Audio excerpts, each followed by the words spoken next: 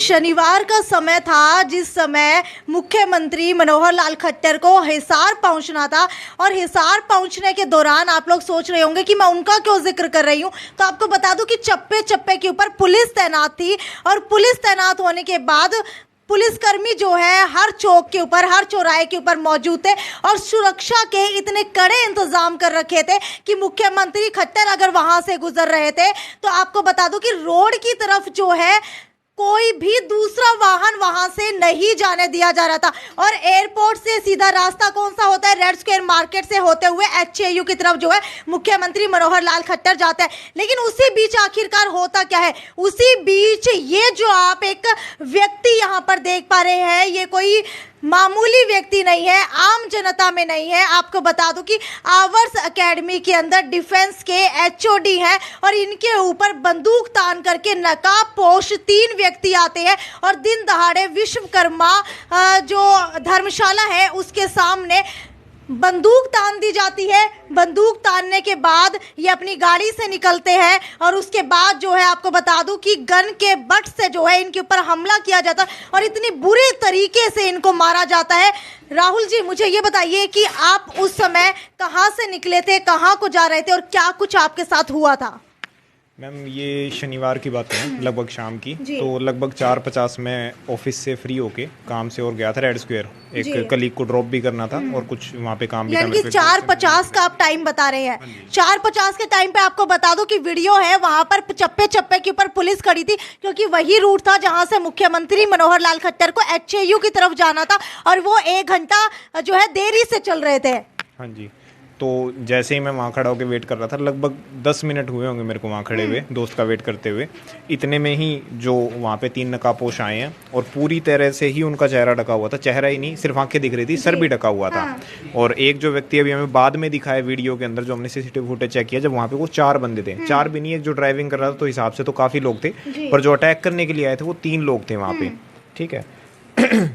और 3 लोगों ने फिर जो पूरा चेहरा ढका हुआ था वो मेरे को दिख ही गया था, गाड़ी के बिल्कुल पास आ गए, उनका नीचे उतरो। तो उनके हाव भाव देख के मैंने कोशिश की। मैं आपने गाड़ी वहां पर खड़ी की थी या फिर आपको पहले किसी से बात आपने की हुई थी कि मैं यहाँ पे तुझे मिलूंगा? मैं मेरे दोस्त का वेट कर रहा था, उसका ऑफिस पीछे था, तो मैं जस्ट वैसे ही, उसका फोन आने वाला था मेरे को थोड़ी देर में, उसने कहा कहीं खड़ा होकर वेट कर ले, तो मैं खुद अपनी इच्छा से ही वहाँ खड़ा था। ठीक है। तो ये शायद पीछा कर रहे थे मेरा पहले से ही, यानी कि रेकी पहले से ही कर रहे थे जी। क्योंकि ये सेम चीज हमारे एक टीचर के साथ 2 दिन पहले भी हुई है। हमारे एक दूसरे टीचर हैं, 3 व्यक्ति इसी तरह पूरा चेहरा ढक के उनकी बाइक के ऊपर भी बैठे देखे गए हैं। और उसके 2 दिन बाद मेरे साथ आवर्स एकेडमी के ही एक और टीचर के साथ 2 दिन पहले भी ऐसी ही घटना हुई है। जो डिफेंस की मैम हमारी पूरी टीम है, पूरी टीम के साथ ही इस तरह की चीजें हो रही हैं, क्योंकि पिछले समय से, कुछ समय से हम डिफेंस के अंदर अच्छा परफॉर्म कर रहे हैं। और ये पूरी तरह से मैं क्लियर कह रहा हूँ, राइवल एकेडमीज के ही काम है इस तरह की जो अनैतिक हरकतें उन्होंने की है। पहली बात तो शिक्षा के क्षेत्र में तो इसकी उम्मीद नहीं की जा सकती है।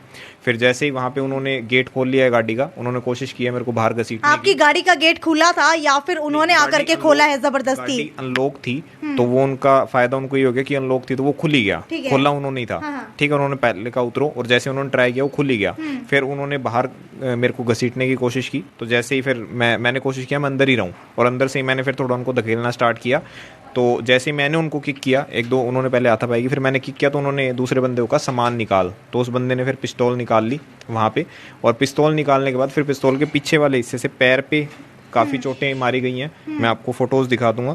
और हाथ के ऊपर भी, जैसे अगर आप ये देखेंगे, हाथ देख लीजिए कैसे हाथ सूजा हुआ था पूरा। ठीक है, मैं फोटोज आपको भेज भी दूंगा। और पैर पे भी काफी ज्यादा डैमेज था। जैसे क्या अक्सर आप उसी जगह के ऊपर रुका करते थे? ऐसा कुछ नहीं है, मैं तो जस्ट अपने कलीग को ड्रॉप करके वैसे ही जस्ट वेट कर रहा था। यानी कि आप एक ही दिन रुके थे शनिवार को। आपको पता था इस बारे में, आपके दोस्त को पता था? जब तीसरे व्यक्ति को इस बारे में पता था कि मैं कहाँ हूँ, ठीक है, जब तीसरे व्यक्ति को पता ही नहीं था, अगर वो आपकी रेकी भी करते हो रोज, तो आप कैसे एक राइवल पार्टी के ऊपर या फिर राइवल एकेडमी के ऊपर इल्जाम लगा सकते हैं? जैसे हम अगर गली से जा रहे हैं, वहाँ भी धमकियां दी जा रही है। हमारे खुद एक स्टाफ को व्हाट्सएप के ऊपर मैसेज के ऊपर धमकी आई हुई है, वो भी हम जब कंप्लेन करेंगे आपको दिख ही जाएगा। किसी और एकेडमी से आपके ही स्टाफ मेंबर को धमकी आई हुई है, हमला मेरे ऊपर हुआ है। ठीक है। धमकियां तो चलो हमें भी जैसे इस तरह की बातें सुनने को मिली जाती थी मार्केट में, अगर हम गुजर रहे हैं तो सिखा देंगे, बता देंगे। ठीक है। फिर ये धमकी आपको कौन देता था? स्टूडेंट स्टूडेंट्स देते थे, राइवल एकेडमी का स्टाफ देता था, डायरेक्टर, स्टूडेंट कौन?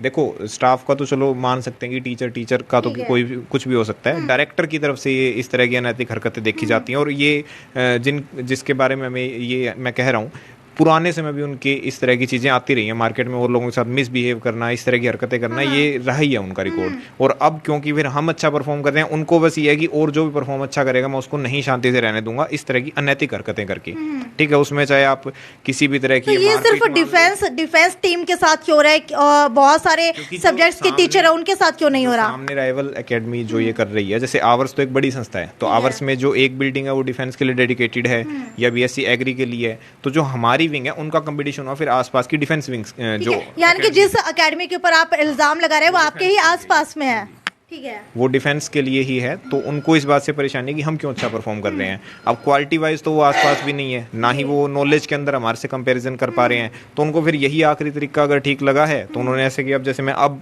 डिस्चार्ज हुआ हूँ लगभग 2 दिनों के बाद, ठीक है, अभी फाइनल ड्रेसिंग वगैरह करवा के, ठीक है, संकल्प हॉस्पिटल के अंदर पिछले 2 दिनों से आप एडमिट है यहाँ पर, और आज आपको डिस्चार्ज किया जा रहा है। हाँ जी, हाँ जी।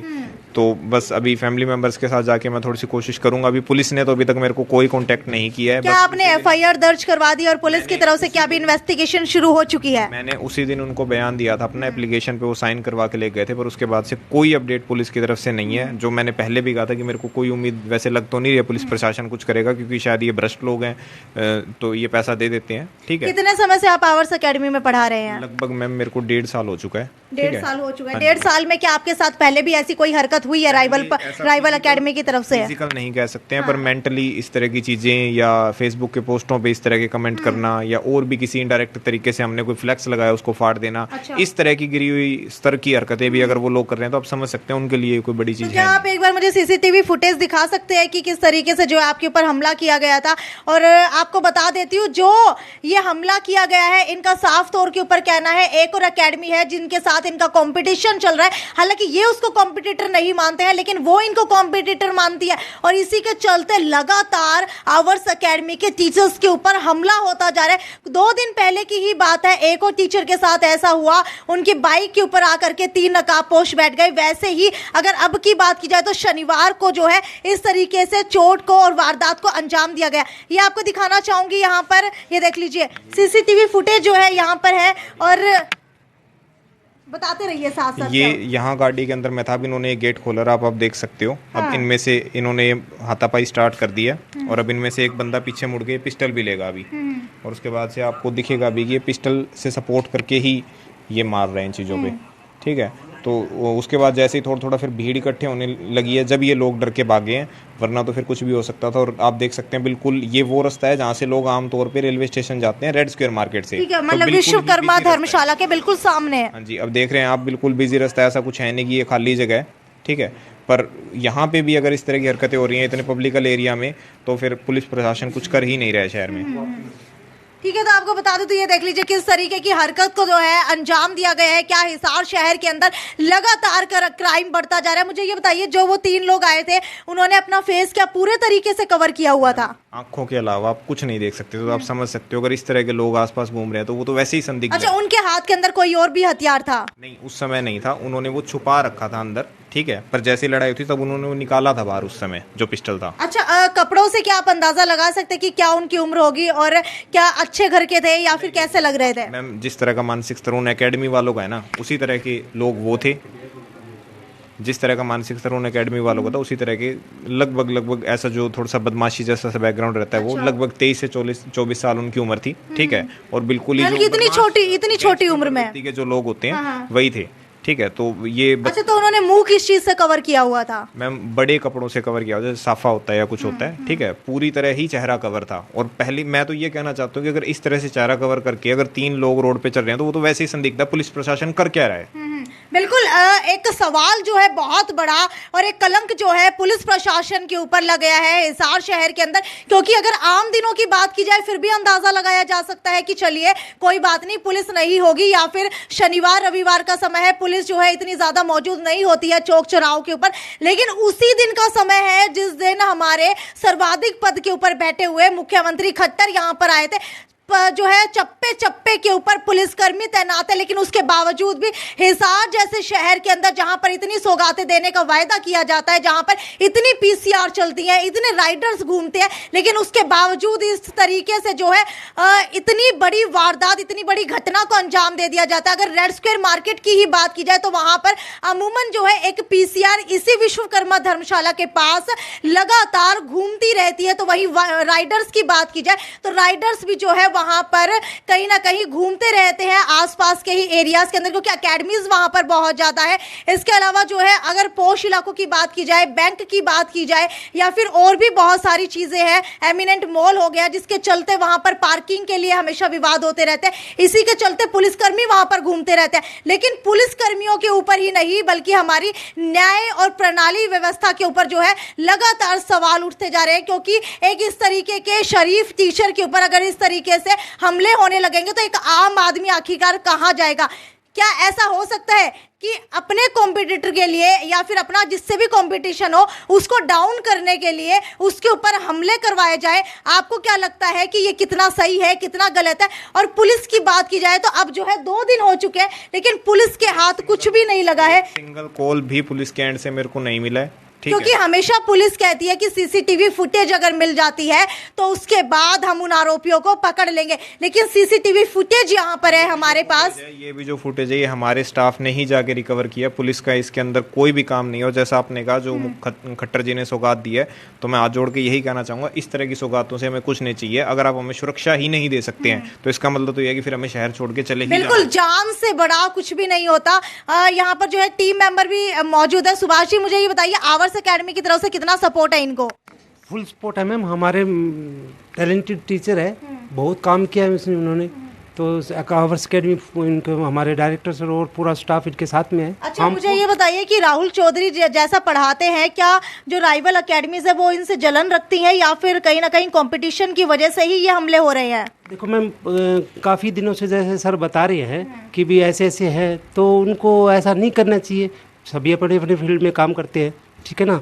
तो मैं भी अगर ऐसा हुआ है तो सर कह रहे हैं तो ऐसा है। बिल्कुल, आपको बता देते हैं आज जो है राहुल चौधरी के साथ ऐसा हुआ है, जो आवर्स एकेडमी में डिफेंस के एचओडी है। ऐसा किसी भी टीचर के साथ, किसी भी प्रोफेसर के साथ हो सकता है। तो इस वीडियो को ज्यादा से ज्यादा शेयर कीजिए और राहुल को न्याय दिलाने में हमारी मदद कीजिए। खैर, ये तो यहीं तक की खबर थी। आगे जो भी अपडेट रहेगी इस मामले से जुड़ी हुई वो आपको देते रहेंगे। तब तक इसको ज्यादा से ज्यादा शेयर करना और हमारे चैनल को फॉलो करना ना भूलें। मेरे को लगता नहीं है वैसे दूसरा अपडेट कोई दे पाएंगे, क्योंकि पुलिस प्रशासन इस पे कोई काम नहीं कर रहा है। तो आप दूसरी वीडियो का वेट शायद ना ही करें। आप ये बात मान लें कि हिसार के अंदर सुरक्षा आपको नहीं मिलेगी। ठीक है, तो देख लीजिए, कहीं ना कहीं जो है न्याय व्यवस्था से, न्याय प्रणाली से इनका विश्वास उठ चुका है। और अगर आपको क्या लगता है कि जो हमारी पुलिस व्यवस्था है वो कहीं ना कहीं ठप होती हुई नजर आ रही है, जो भी आपकी राय है वो नीचे कमेंट सेक्शन के अंदर लिख करके जरूर बताएं। नमस्कार।